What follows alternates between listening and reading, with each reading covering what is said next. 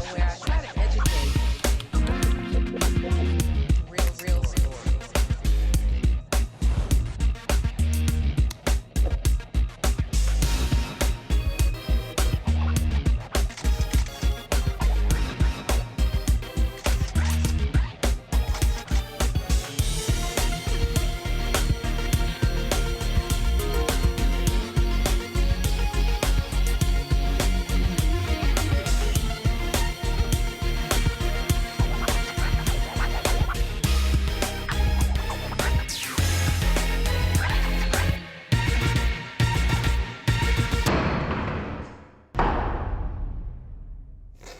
Thank you for watching Truth and Justice with Vivian King. Tonight, in solidarity with the Path to Freedom at St. John's United Methodist Church, we have our Path to Freedom t-shirts on tonight. So we're excited about having one of our Path to Freedom guests on, Mr. Carl Alexander, AKA Cowboy, and Danny Sneed, my usual co-host, who's showing his Path to Freedom t-shirt. And we're going to talk about Cowboy's Path to Freedom. Path to Freedom. All right, Path to Freedom. So we'll jump straight in. So usually what we do is we talk about where you came from. So tell me, where were you born? Where were you raised primarily? Kind of bounced around a little bit. Born in a little town called Hempstead. That's 4 miles on the other side of Prairie View. Okay. Because my grandparents settled in a little town called Waller, Texas. Okay. Well, my parents moved to Houston most of my life. During my elementary years was spent in Houston, where I bounced back and forth. Between Houston and Hempstead? Houston and Hempstead. There I experienced a lot of things that kids growing up should, and then some that they shouldn't experience. Like what? Inappropriate behavior at its extreme. That lasted from 4 to 6 years old. Can you talk about that? Well, it was molestation, By rape, family members. Do you remember it? Or, I mean, how would Very you remember vividly. something from 4 to 6 years old? Because that was my developmental stages of life, first of Right. all. Did anybody Second, know? It was painful. Oh, they knew. Who knew? That was different relatives that I tried to open up to, but because of the family structure, they didn't want you to let it leak outside of the family. So I was literally whipped for exposing these people. Were they relatives? Very close. When it really came out is when, of course, a little boy is not supposed to be able to accommodate the body parts of an adult man. So my bottom ripped. I literally tore and had to be taken to the hospital and sewn back up. Now, what kind of monster would do that to a child? Well, you know, I wasn't allowed to tell. I wasn't allowed to talk about Do it. you think that this perpetrator did it to other children in your family or in his reach? It was common, and it was talked about, but not talked about. So why didn't somebody beat his ass? That's what I'm trying to understand. Well, yeah, I mean, This the country. He People wasn't, are rough he and wasn't tough. the only one, and a lot of things like that. Molestation, incest, a lot of family interaction happens in small towns. People rarely talk about this. I know, and that's the tragedy of it. A lot of children are locked into situations and don't know how to get out. Because How would a child know how to get out? Because our parents are supposed to protect us. That's what was confusing. The very people that were supposed to be my protectors were the ones who were the monsters, if you will. I can still remember the footsteps coming down the hall, knowing that this person was coming to my room. And let's talk about a lot of times when people are molested at an early age, childhood rape, molestation.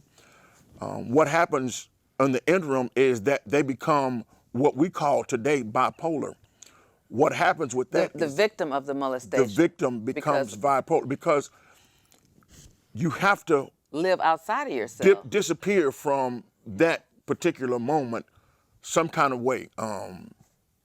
You become someone else, you become something else, or your mind goes someplace else so you don't experience the pain repeatedly. So you have different personalities in order to not be the person that's being victimized. And we see that happening, and that plays out, and it becomes more and more. As time goes on, and we begin to feel locked out of a normal society, we become chameleons, if you will. We turn into what you think, I turn into what I think you want me to be in order to fit into your world. It sounds like you've had a lot of therapy and a lot of healing to be able to explain it, that experience, as if it didn't happen to you, as if you were explaining what happens to people when they go through this experience. The more I talk about it, Danny, the less power it has over me because it really controls my life. Well, let me tell you something interesting, Danny. The way he's explaining it to me is not actually I don't perceive it that way. And I guess because I've had some of that same trauma growing up. So I actually hear it coming from him and not from somebody else. Well, that's a shared experience. Yeah. But let me let you But know I'm just something. because it sounds like it's coming from his heart. And I would like actually, if you'll let him just kind of explain it a little bit more. Okay. Let him Go ahead, finish. I had to really, I didn't know, because I really felt dirty. I felt like people knew my secret. I felt like people knew because sometimes family members laughed about it. So I thought that everybody in the community knew about it. They didn't, but I thought that they did because I felt like if some people knew about it, everybody knew about it. Right, but well, it's dominating your life. And I began to be shame-based. But let me ask you this: 4 to 6 years old, and you said your bottom ripped. Who discovered that? I mean, did you tell somebody? I Did you have to go to the told my hospital? father. He came to pick me up. I was on a summer vacation. He came to pick me up, and finally, my grandmother. I was able to tell her when she saw the blood, and she was like, "Oh my God." She was worried about what am I going to tell your dad? Not are you okay? But did she take you to the hospital or no? She called him. He took me to the hospital. Well, finally, we had to talk about it. It was out in the open. The cards were on the table. How old do you think you were then? I was around 7 years old. Okay. I was around 7 years old. At the same. So your grandmother called your father. So that's her mother. That was her son. Okay. So that was around about the time that my parents their marriage was on the rocks. So I moved away. But what did they do? Did they have to take you to the hospital? I thought you They made took a me to the reference hospital. in Hempstead. No. I came back down towards Cypress, towards the Houston area. Okay. So your father took you to the hospital. Father took me to the doctor. Never once asked me who What did it, happened? what's wrong, what happened. Never explained. Wait a minute. So when he took you, he didn't take you to a hospital. He took you to an actual doctor. He took me to a clinic, a doctor. Okay. And what happened? They sewed me up. And nobody talked about it? The doctor didn't talk to you about it? That was back in the 60s, and not just that. That was an era when my parents fought a lot, and I was brutally beaten a lot by my father. So doctors didn't ask a lot of questions, and that was our family doctor. And a lot of times I would go in for bruises and cuts, and he would beat me until I bled. And the doctor would ask questions, and he would just look at him and say, don't tell me how to raise my boy. Well, in the 60s, you didn't have the childhood protection that you have now. Mm-hmm. So that was a very, very traumatic time in my life. Did you have any siblings? I did. I had 4 sisters. And so was the same thing happening to your sisters? No. Not that I know of. Were they older or younger? I had one sister that was older, and the rest were younger. Now, when you went down, when you would go with your grandmother, was the sister that was older, would she go too? She would go. Would you be in the same bedroom? No. The girls slept, actually there was a block where we had 3 different family houses, grandmother, uncles, the girls would stay over here. There's a lot of children. And matter of fact, the whole town was my relatives. So we did a lot of interacting, staying here, eating over here, you know, sleeping over there. But I would always land up, for some reason, I was forbidden to go out in a way. I had to stay there. And so your father would still take you to your grandmother's knowing that something could happen to you. Or maybe they didn't know. They didn't know. They didn't want to know. The whole time there, I could remember that. Was that his brother? I was sitting on a towel. And I can remember having to change out the towel. That's a damn shame. I'm just trying to understand And why somebody didn't. The adults. Yeah, I'm just trying to figure that out. Yeah, and so I know you carried a lot of anger and shame behind that. I did. A lot of bitterness. A lot of bitterness for years. For years. And so they would change out I would have to change towels, and he had an old work truck, and I was in that Who truck. had the truck? My dad. He had an old work truck, and I was going down the street, and we were going down 290. I only had one lane coming this way and one lane going that way. And I can remember him saying, "Make sure you switch those towels out. I don't want that blood on my seat." God dang, cowboy. And so, I mean, That's low down. yeah, I mean, it was just, you know, I was raised, you know, in a male dominant family. And I mean, I'm third generation cowboy. My grandpa lived at 110 years old. He broke horses till he was 87. Just a tough old man.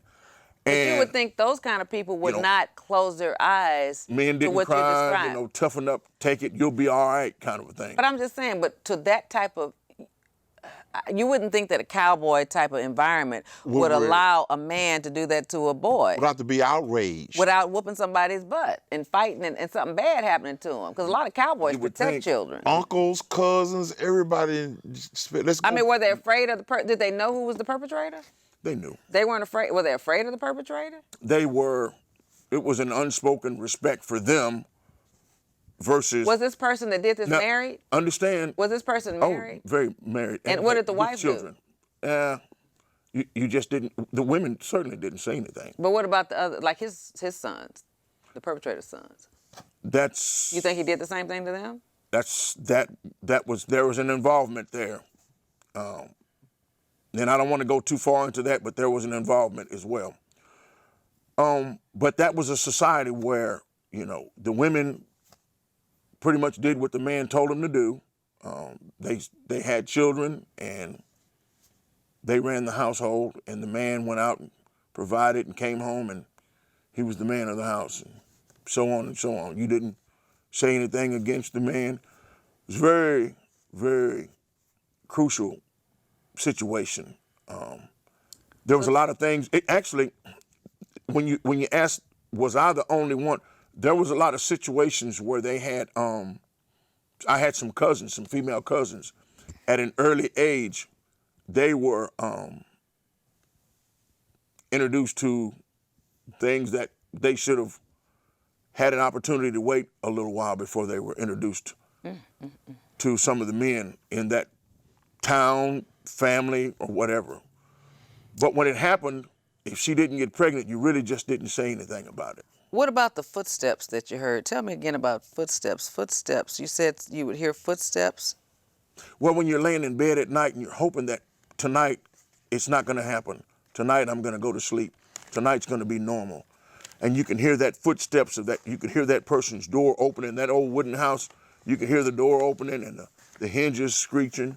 And then you can hear that person walking down, and you're hoping that they will just go into the restroom and not pass by the restroom. And, you know, an old wood frame house, you can hear a kid scream.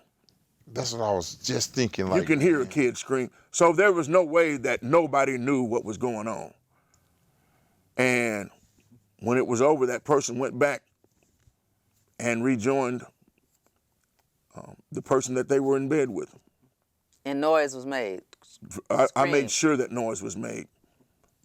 And how did they deal with you when people And people were would come to breakfast the next morning as if, they didn't hear nothing. well, good morning. I mean, like, and there was a lot of bitterness built up because I'm looking around feeling like somebody should have heard me.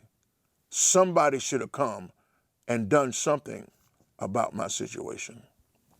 How trapped you must have felt. Oh, yeah.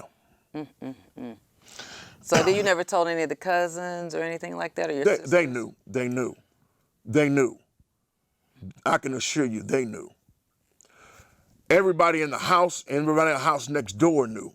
I made sure I screamed to the top of my lungs. And until that it didn't was stop over. the activity? Night after night. They knew. That's a damn they shame. knew. Oh, that's a damn shame. I So- ran away. Me too.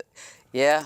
Those. I made a. I'm You saying know what? that Yeah, now in it's hindsight. easy to say that when you're not 4 and 5. Yeah, because When where I'm you're- a when one in the you're- woods, I when ain't you're finna run out in the woods. Well, beaten within an inch of your and life. understand this: when a child is in that situation, they're socialized to that situation. So it's normal, but it's bad. You know what I mean? It's like what else can you do? I mean, 10-year-olds run away. 4 and 5-year-olds don't run I have my away. own negative experiences, and I didn't run away. I may have ran around the house a few times. and Right. ran But 6-year-olds next don't run door, away and because you don't. I mean, 6, 7-year-olds don't run away. You have to think about that age. 13 and 14-year-olds run away. run You're right. But little kids don't run away. You make an exceptionally valid point when you say you become socialized. Yeah, you socialize it. This is So that- it's bad, but it's like getting a badass whooping. I mean, you get beat to death. I mean, that comes with it. Yeah, If you- because if you it's run all away, physical. or if you're not Because you're afraid. That's home power. by dark, Right. That's someone has power over something you. you gotta if deal you with the beating on top of everything say else. something out of line. Yeah, it's all a part of that And so socialization. when I go to reach out and to say You wrong. You this gonna is get happening right, to me, right. then I get beat. You're gonna get beat. Then here I am. Well, I complained. And especially about now, this think in about my the family, age. too. Think about the age. You have grandkids. Just think about a 6-year-old. Where is a 6-year-old gonna go? 6-year-olds don't think about running away. Yeah. You have to have built that up in your mind long enough, and maybe seen a show where somebody runs away, like a Pinocchio or something. But you don't even think about the concept of running away. This is your life when you're socialized like that, and you know that you're gonna get your ass beat. You know that it's pain either way. You just want to live through it, and like you said, have an alternative personality to deal with it, like a happy personality or whatever you can muster. Wow. So from that experience, how did that develop the thoughts in your mind as you went through Well, that? as How I did said, it stop? So you said like through 7. My parents separated. My mother went up to a little town called Marlin up by Waco. Did you go there? I went, yes. And it just, everything changed. Now, how old were you when you went to Marlin, Texas with your mother? I was about 8 or 9, around that 8 or 9 time frame. So then you weren't around your father's people anymore. Not anymore. I was around my mother's people, and I really excelled in school. I was really accepted. I played sports, and I had my challenges there as well. But it wasn't anything It wasn't close. molestation. Yeah, and beating you to death. what happened was I different. had to step into the role of manhood. I had to go out and work in the fields at 9 and 10 years old, hauling hay and working on this ranch, feeding horses and whatnot. And I was okay with that because I learned a lot about work, and I was around animals, and I was really okay. But it was like when my mom left my dad, I guess I became the husband, son, or whatever, I never heard that term Well, before, I mean, I had to provide for the family. She was a wreck. He had beaten her into an emotional wreck. She was a registered nurse, but she was in no way, no shape Couldn't to go. work. No, she couldn't go. By the time she broke away from there, it was almost at that breaking point. Who So, did she live with when she went there? Did she She have lived parents? with her cousin. We called her my Aunt Odessa. She invited us in. She took me and didn't. She was she was raised country girl to the extreme. She taught me how to fish, how to hunt, Your cousin, your mom's cousin? everything that my dad should have done. So she was a sweet lady. She was precious, and she was probably the world's best cook to me. So, I mean, life took a turn, and I deserved it. I deserved to be there. I deserved to, because Did your mother grow in spirit, or did she stay? she did. She messed was up? allowed to. She was allowed to heal or the abuse stopped. I don't know that she ever really got Right. what she needed because she never ever went back to work. And God Did you bless ever her. see a smile? Did she seem happy or? She began to smile again. She began to smile again. She had a peace and a calm in her spirit. And God has blessed me to be able to take care of her now. Was she in her able to older- date again, or did she just leave men No, alone? Or she she that left? was out of there. She didn't care about dating. That Okay. was enough. Yeah. So Well, I'm sure she was a pretty lady, so I just didn't know if she moving was to very pretty. going back home into her area, if somebody, like high school sweetheart came back in her life or something Well, when like she that. first got there, she kept for about 2 years. For the kids, they wouldn't even know she was in town. She kept her curtains closed and the room was Oh, she was always probably dark. scared of him that he might come get her or something. He had driven her into the worst depression. And I didn't know that she was in a depression.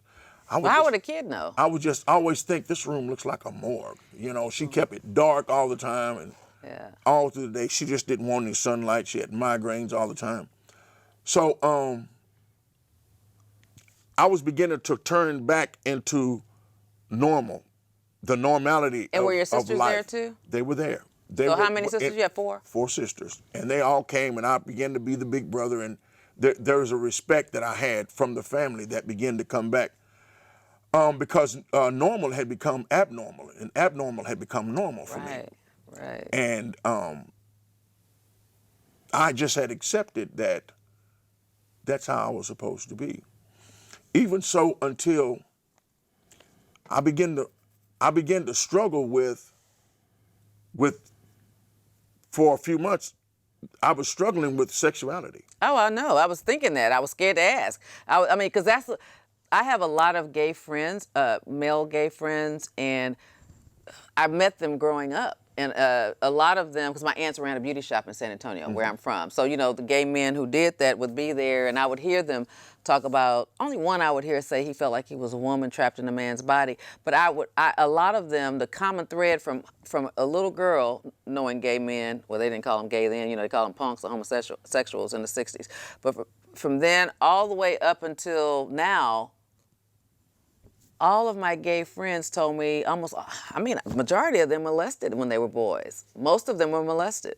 Most of them didn't have a choice when they were coming into their sexual own, but they were a little older than you. They might have been more like teenagers, like 12 and 13, and a favorite cousin or a favorite uncle who they loved and admired sexually abused them. So they were already groomed. They already loved that person. It wasn't a negative physical experience as in beating them up.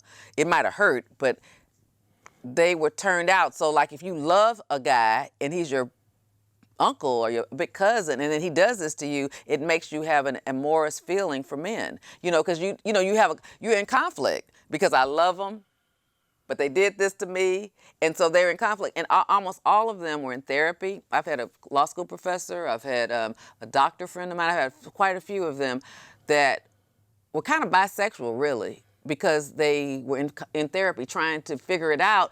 But the common thread of all my experiences and all my years is like there was a molestation when they were young. But at the puberty stage, like when they were, like someone didn't give them a choice when they were ready to have sex and experiment at 13 and 14. They didn't get a choice. But our society is a lot different now when you listen to them. But these are not the guys who are today. Like today, people seem like, well, as a little boy, I knew it was gay. I'm not talking about these people. Well, that's I'm why talking we're about, agreeing. I'm We're talking about agreeing. the people that We're were agreeing. conflicted. We're I know agreeing. of people like, and so I was wondering, because he was so young, I've never really heard one of my male friends tell me the story of that young. So I didn't know if that created a conflict too, or just anger. But it creates a conflict because that's your first sexual experience. Like everybody remembers their first sexual experience. Yeah. But it wasn't one you chose. Most of us get to wasn't choose. one I But a chose. lot of girls, which y'all don't know, and you might know because you've had that experience, a lot of girls' first sexual experience are not chosen. They're male people in their family who've taken advantage of them. A lot of females' first sexual experience was not by choice. I see we have a phone call. Caller, turn your volume down and please state your comment or question. Hey, good evening. My name is Larry, and my question is that I've listened to the show. The young man, how did it affect his life as he went off into manhood? Can we talk about the 20-year-old lifestyle? How was that? Yes, sir. Thank you for your question, and we'll answer it. And if if you have another one, just call us back. He'll call. You can stay on the line though. Whatever you want to do. I think that I was at that time as and you stated 20, but let me go back a little earlier than that. Yes, sir. There were a couple of times when I was alone when I moved away. I would move up in Marlin. When I got there, was a new kid on the block. You know, I was going into junior high school. There was a couple of times that I was out on a date and it could have happened, it should have happened. And you were talking about taking a young lady's virginity, and we were intimate with them. I was intimate with them, and it got to that point and I froze. I couldn't, it's not that I got it up. I could get it up. It was the right thing to do to stop though. And what? No. It was the right thing to do. You don't think that was the right thing to do? I don't know. No, I was just being joking. No, I like the joke. I like the joke. We need to lighten it up. Yeah, I'm just saying. And I was right there. And I just right there at that threshold. Did you remember what happened when you were a kid? And what happened? My screen went blank, and I reverted back to that. And when you say about the first sexual experience, yeah. And I didn't know then if it was, and I'm glad you asked that, and we're talking because it could have been that just sex alone triggered it. You didn't want that to memory. Do it. Yeah, I didn't know. No, I don't want. I mean, that's a bad experience. So I don't. This might be bad. Yeah. Is this gonna hurt her like it hurt me? Yeah. All right. Or is this gonna, the blood and everything? Yeah. There was just a lot of things that went through my mind, and she was like, "What's wrong? What's wrong?" And it's like the first one she had to shake me, and I was like, "Probably a little hoe. She was ready, wasn't she?" Well, she probably wasn't worried about no blood, but you were, 'cause you didn't know. I didn't know what was going on, and I'm thinking. So I had to take a deep breath, and I went and I talked to my mother's brother, who was my uncle. Who was a normal man, wasn't he was no normal. molester. He didn't, and he was like, and I really had to talk to him. Well, it's good you had an older man to talk about to. that, and so. How old do you think you were? Like 16, 17? At that time I was about 13 or 14. Okay. I was in junior high, 13 or 14, and everything, hormones, everything was working normal. Very, very good. So, and I went back and I talked to him again. So it happened again, of course, with another female. Though? He goes, what's wrong? You okay? I mean, you. Because in the small towns, I know people have sex young. Because he asked me, he said, "You're not." And I said, "I hope not." He goes, "What's going on?" So I had to really sit down and I had to tell him. Were you afraid to tell him about what happened? Well, because I knew how he felt about me, and I knew that he would go and try to find who it was. So you never told him? I couldn't tell him who it was. I told him what happened. Who did this? Tell him who did it. Tell me right now, who did this? And he grabbed me by my shirt and he said, "Who was it?" And I knew. Did you make up a person or what? No, I just didn't tell him. I said, don't, just, it's over now. And he just sat there, and the first time, only time I ever saw him cry, tears just went down his face. He said, "Please tell me." Well, I didn't. This guy was my hero, and I didn't want him to go to prison, and I knew what was on his mind. So I didn't tell him. I said, just help me with this situation. So we talked about it, and it happened again, and I froze, but then I went back, and I finally. You made it? Yo, you made it. You made it. I was like, I can do this, God. I can do this. Oh, my God. Well, I was something to be reckoned with after that, though. Oh, Lord. But, then you went over. Out of control. Yeah, I was wildfire. So you know how we are. It's either nothing or all everything. Yeah. You just glad you were normal. Oh, man. And so that was really good. But I wasn't. For a minute, though, I was out of control, but then I kind of got back because my mother was really, really religious and churchy. So she raised me in church. So she kind of was like, "Son, you need to slow down." Right. So, and then that really helped me push past that time in my life. But to answer his question, there were times when I had to scratch my head and wonder, am I doing the right thing, or or what's this about. But once I got past that, it was okay. Wow, that was a lot to process for a child. What's so horrible when we take advantage of children is that the child has to try to put all these pieces together, and they've been exposed to something they shouldn't be exposed to. So the child doesn't know how to put this together. Well, what happens now, if something happens, if there's a death with your classmate, or if there's something, first thing they do, they start putting people in. They have group counseling, and they have counseling, and they allow you to process and things like this. You asked me a while ago, you said, it sounds like you've had a lot of counseling and have been able to process this a lot.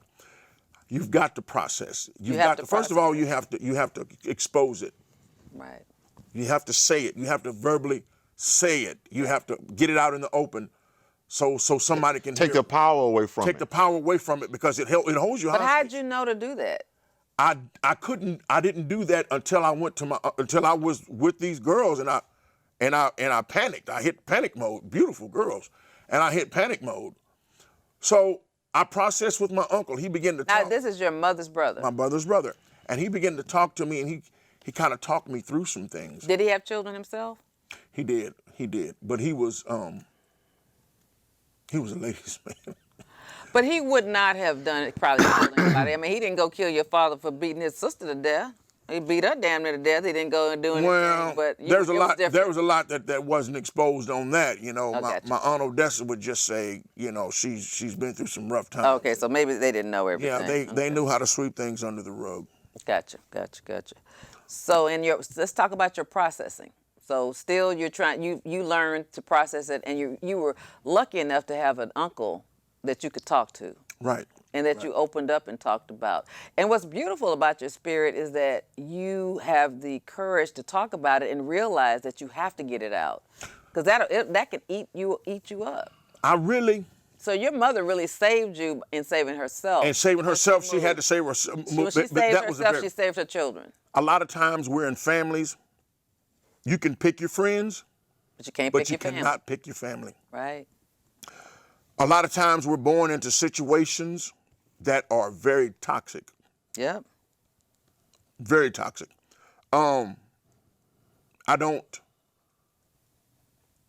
everything about that family is not downsized. There were some very beautiful people. Even the person that perpetrated the situation, you said something a while ago that really triggered me. He was an awesome individual. I really liked him outside of that. Right. And that's where the conflict comes And that's why the conflict came. Right. My mind was like, where am I with this? Right. That's where I found my friends that I've known who've gone to counseling. That's where the conflict came from. Right. And it wasn't an evil person doing the evil act. Right, because it's someone you really love, so then you don't know how to process it. Do I love them? Is this what I'm supposed to be? Am I supposed to be sex for somebody? I mean, is that you know what I mean? You wonder, am I supposed to, next man I like or admire, am I supposed to let him, you know what I mean? It creates the conflict. Well, and it's usually someone in the family. Every situation I know of, it's an uncle or a stepfather or somebody that's more like a babysitter or someone that has access. And people kind of know about it too. It's always this same situation. There's no kind of know about it. People know. People know. That's the pink elephant sitting in the living room. Right. And nobody's you see this big elephant and nobody's saying anything about it. He's sitting there with nobody want to deal with the shame of it. Nobody want to deal with the shame of it because it brings degradation to the family name. Well, is this person still alive today? No. Okay. No, they're not. But. And I'm not asking you to call names. I'm just asking you for your own soul. I really hated it when they passed, because I don't hate this person. Well, after you got older, got with your father, did you your mother's situation? I'm talking about when you moved to Marlin. Did you ever have a relationship with this person again? Absolutely. How did you do I went that? I went on into the Navy, and I got out. How long were you in the Navy? I was in the Navy, active duty. I was in for 5 years, a year longer than I should have. Then I was in reserve for another 4 years. That was right about the time Saddam Hussein was setting oceans on fire, and we were evacuating people out of Iraq and things like this.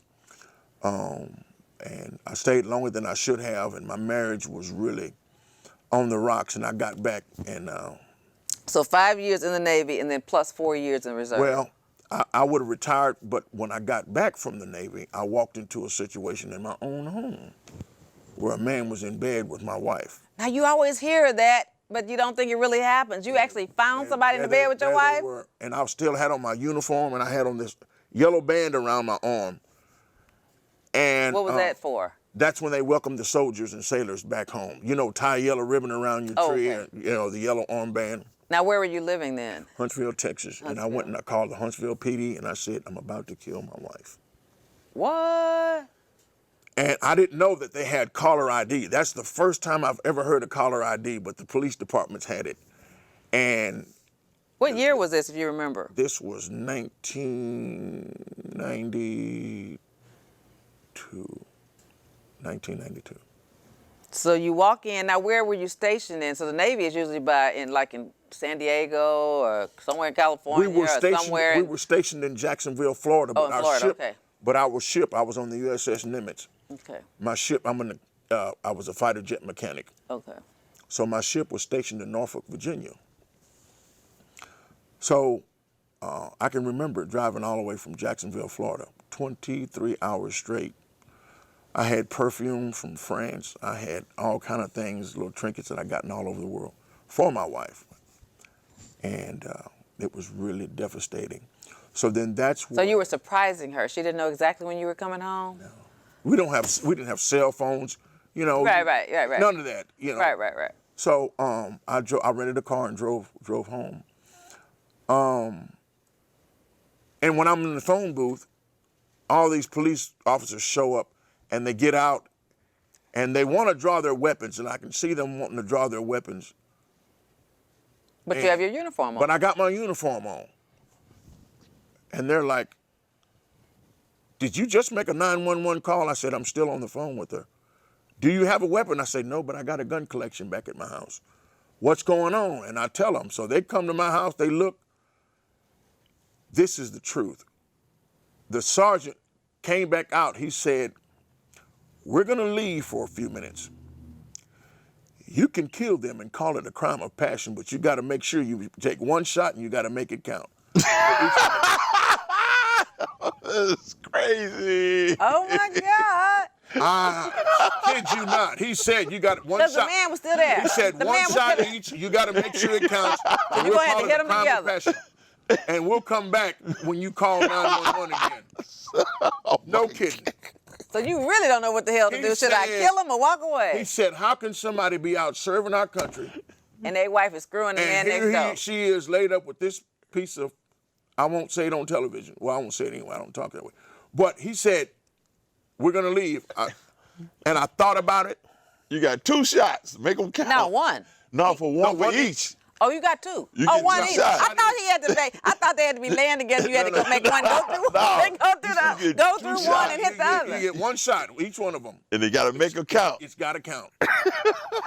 We'll call it a Ooh, look at Danny likes that. Look at him. Oh hell, you made Danny's day. We'll call it a crime of passion. Oh, I'll man. never forget You that. can't make this And I stuff looked, up. And I walked down the hall, and I saw my son, and I saw my little girl. And how old are they? Kind of police. Were they? My little girl at that time was about 2 years old. And he got a man up. She got a man up in the house with the children there. And my Or, where they was stepson asleep was though. probably about 7. He was about 7. And they don't know what's going on. They was asleep.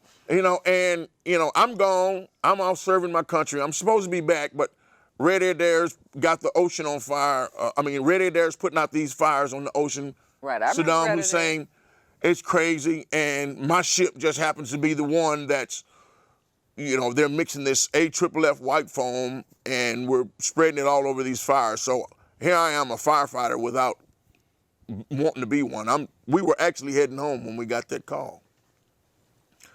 So I'm 8 months behind already being there for a year. So She couldn't wait. no.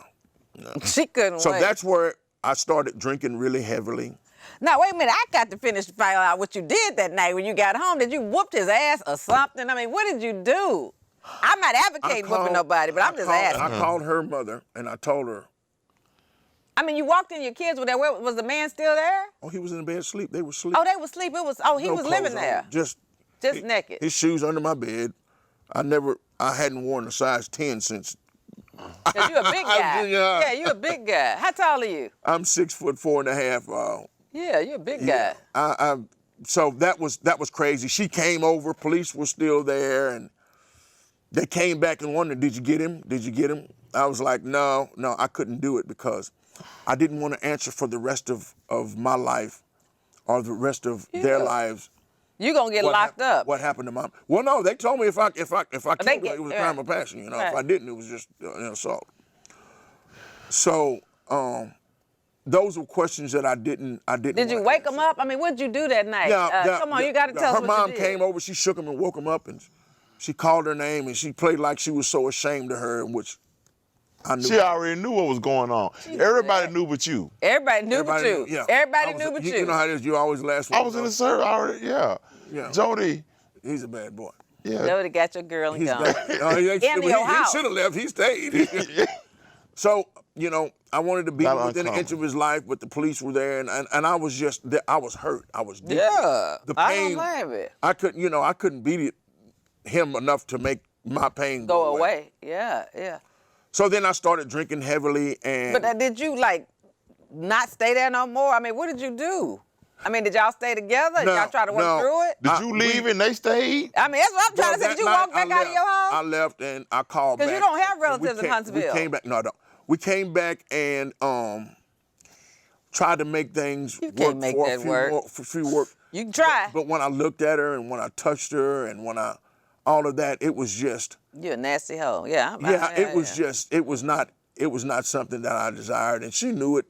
And she I think she felt sorry about it. She just, you should have called her. I miss you. You were gone too long. Well, no, I knew I was gone too long, but that's what she said. Ain't no such thing. You was gone too long. That's your wife. But the thing about it is, if I went all over the world and had an opportunity to be with women all over the world, and I was not, I expected you to do the same thing back at home, or at least be more discreet about it. You just moved in. Yeah, be more discreet about it. So here I was sending my paycheck home to him.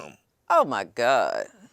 My God. So I tried to be in the reserves, but Your mind wasn't right. the drinking, that Too much. That along with even though I talked to my uncle about it, He couldn't talk you through that thing. About what happened through when I was a child, he told me, "Oh, you're all right, you're a man," but I wasn't able to process it. I talked to him, but there's a difference between admitting it and really processing it, because it's like peeling back layers of an onion. You have to just really, really process feelings. You have to process fears. You have to process what goes on, how much it hurts, what does it do, how does it affect me. It's not a one-size-fits-all. And let me tell you this, you can't talk to people who haven't had that experience. Because that's one of the reasons why, Danny's had a lot of experiences, but not that one. So that's kind of why I stopped at the beginning and didn't let you talk about it. Because y'all actually people, well, I'm just saying, the world minimizes your problem because it hurts them to hear it, so they minimize it. So they don't have to really accept it. But you don't realize that once a person starts that, you got to let them finish that. Because they have taken a chance and a risk to share this really deep pain, and you got to let them. Well, I feel that you need to know that I care. When people have gone through trauma in their lives, like I have, similar to you, you got to hear it out. You got to hear the whole tape. You got to let everybody. You got to let people go through the all tape. the way out. Otherwise, then you shut down and you say, "Well, I shouldn't even talk to them. I know not to talk to people because they don't really care. They don't really understand what I'm talking about." If you shut a person down that's sharing something intimate like that, it hurts them more to be shut down or minimized than, you might as well come and slap them. Because that's the way they feel when they leave. It's like, I can't believe I opened this up, and they don't even give a damn. All they telling me is that, don't worry, God will make you better. Because that's what all people know to say, but that's really not the right thing to say. God will fix it. Because what a child says is this, I know what you said. Where was God? Where was God? Didn't you say that to yourself? Where was God when I was 4? Where was God when I was 5? Where was God when I was 6? I know you asked that. Trust me, I know. I realize if it wasn't for God, I wouldn't have gotten through it. You wouldn't have gotten through it. But as a kid, when people make that be the answer, that can't be the answer because it didn't answer. Because a child if a child has to be stuck on why did God, that's why so many people are atheists now. That's why so many people are agnostic, because they go through something and somebody says God. Well, children just want to know, where was God? If God is our protector, our redeemer, where was God? You see what I'm saying? So you can't process it like normal people process life. You know, when you've had a chance to do the right thing and you screw up, then you can say, God helped me through it. That was but one of God, the because you had a choice. Yeah. You didn't have a choice. So where was God? I mean, he didn't have a choice. So God can't be the answer to that. God is your redeemer. But his relationship with God is not the same relationship you have with God. It's not the same relationship I have with God. Well, and that's true because you don't know where God was. So you got to grow up, accept what happened to you, and then accept God too. You know what I'm saying? Right. It's like two. It's not one size fits all. Well, and Otherwise, God not wants me to not be only abused. that. Does God not love me then? Because then you have to, if you say God is the answer, then you say, well, at 6, God thinks that I'm supposed to be molested and screwed, and this is what God wants for me. And that's why so many people who were molested and screwed become prostitutes. Because they feel like if this was God wanted me to do, then this is what love is. This is what love is. This is what love and life is. And that's why so many prostitutes were molested when they were kids. Because that's the only way you're gonna prostitute. God then wants me to just be somebody's sex toy and for it to hurt me and but God can't want that of you. So God is not the answer. So when people are hurting, never tell them God. That's all I got to say. Yeah. If it's about something that happened when they were a child, I'm just letting you know, don't talk about God. Yeah. Because why didn't God stop that from happening? Where was he at? And you can't answer that question.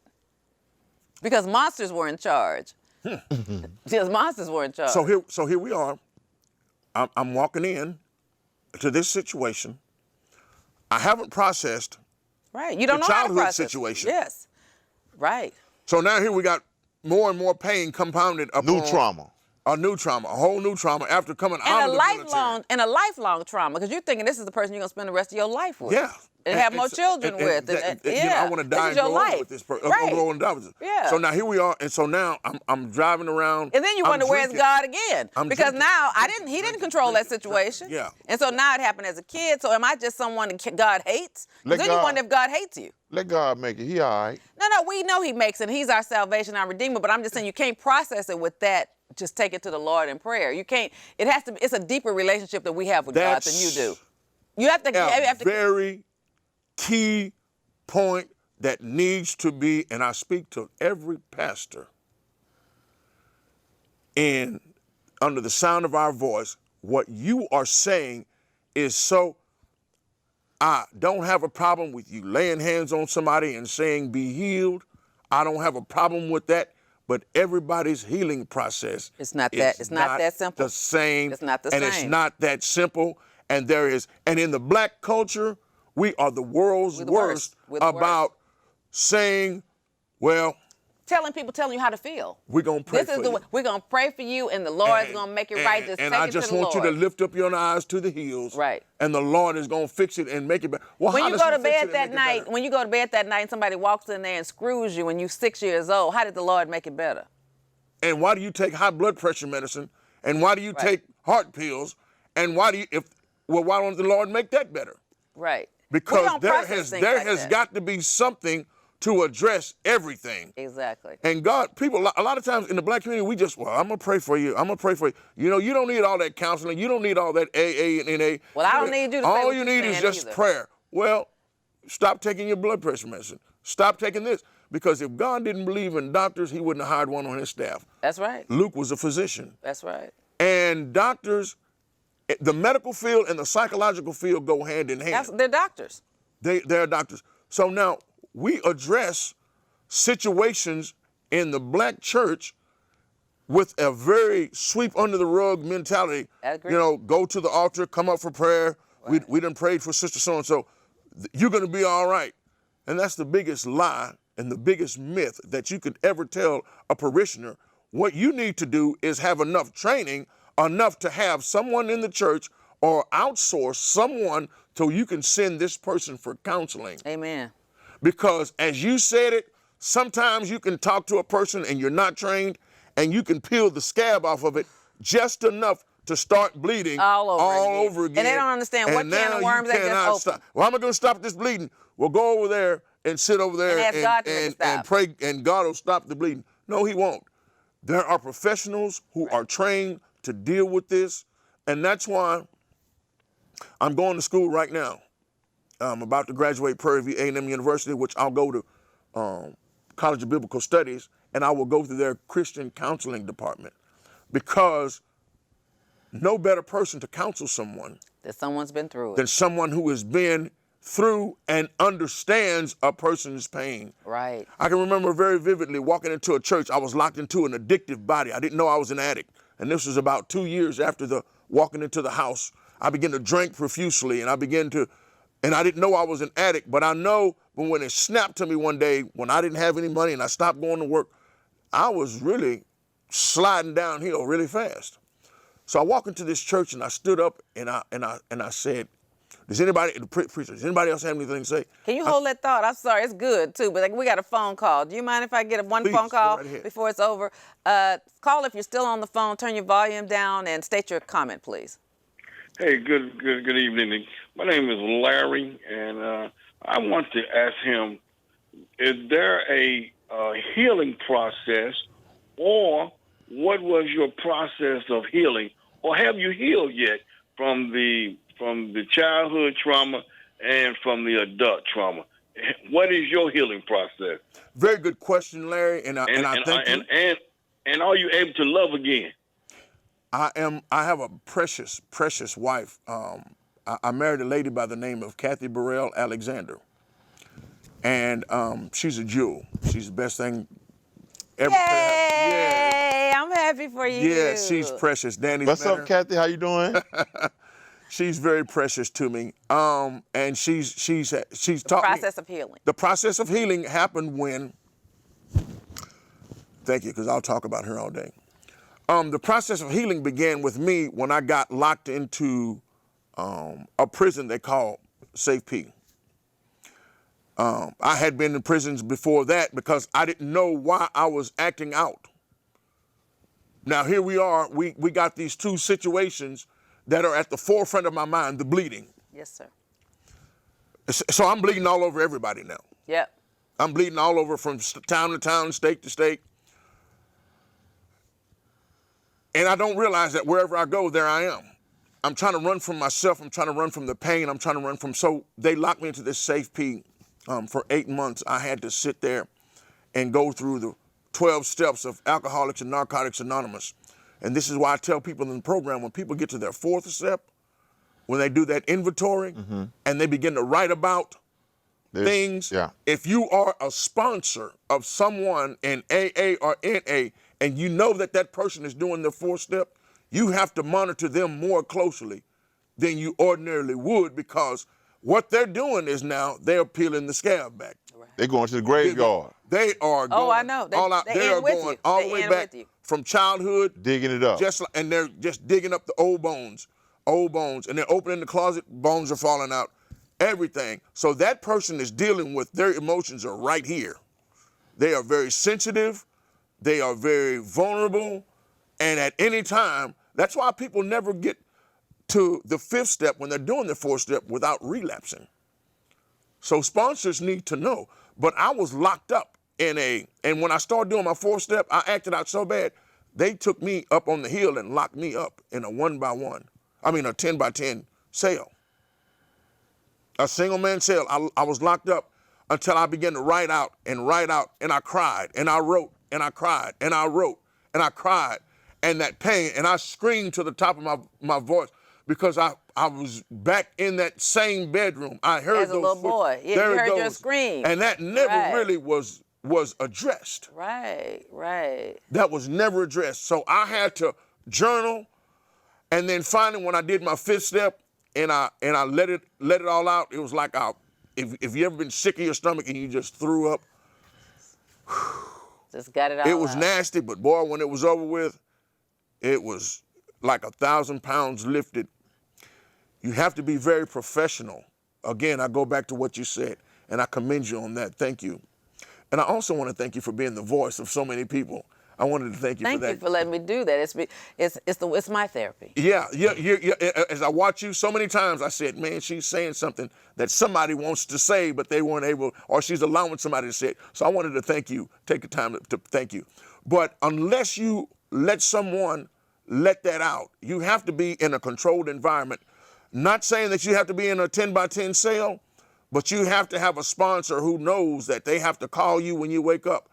Are you okay? Call you before you go to bed and let you deprogram a little bit before you go to sleep and get some of that off your mind, because I'm telling you, that haunts you. That haunts you. So the healing process is a process that has to be done, undertaken by someone who knows what they're doing, someone who knows how to handle you. So what you're saying is basically don't do it alone. Walk with someone. Don't do it alone. Process Don't do it alone. But the problem is you have to do it with someone who maybe has had some type of similar traumatic experience when they were a child, because they're the few people, or somebody who has been trained enough A clinician. to allow you to go through the experience as a child and doesn't stop you from doing it. We have another call holding, and it's time to hang up. So let's try to take that second call if they're still there.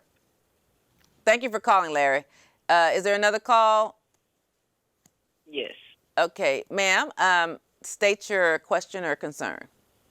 Hi, my name is Belinda Somerville. Hey, Vivian. Hey, Danny. Hey, Belinda. Hey, y'all. I would just like to say thank you to Mr. Alexander. Thank you for sharing your experience, your strength, and your hope. There's definitely someone out there that needed to hear that coming from a male. And it's a wonderful thing that you're doing today. And I just wanted to call in and say thank you. Y'all have a good day. Thank you. And let me tell you this, y'all not going to believe this, but we You have remember 2 Belinda, minutes. right? Yeah, of course. Okay. We have 2 minutes, and we didn't even touch the surface of it. So I know this was a huge sacrifice for you to tell your story, but I know it's got to be strengthening in our community, because Black people will not tell what happens, and we need to talk about it all. We need to talk about it more, and I just have to invite you to come back. Can I say that I was the first member? Yeah, to the Path to Freedom. This is our Path to Freedom. This is Path to Freedom I'm one Part of the co-founders. I was, yeah. But Part 2 will be with you next time, okay? Very good. If you'll come back. So Very if you'll good. come back Thank with you, us Danny, next for- week, and Yes, we love got you, 1 man. minute. Dan, Love you got you, man. something to say? You want to close it out? No, we just want to thank you for creating a platform for returning citizens, formerly incarcerated men and women, to have a place to tell our stories. I mean, just think about what you're doing as a community activist and what you're doing in the community. Awesome.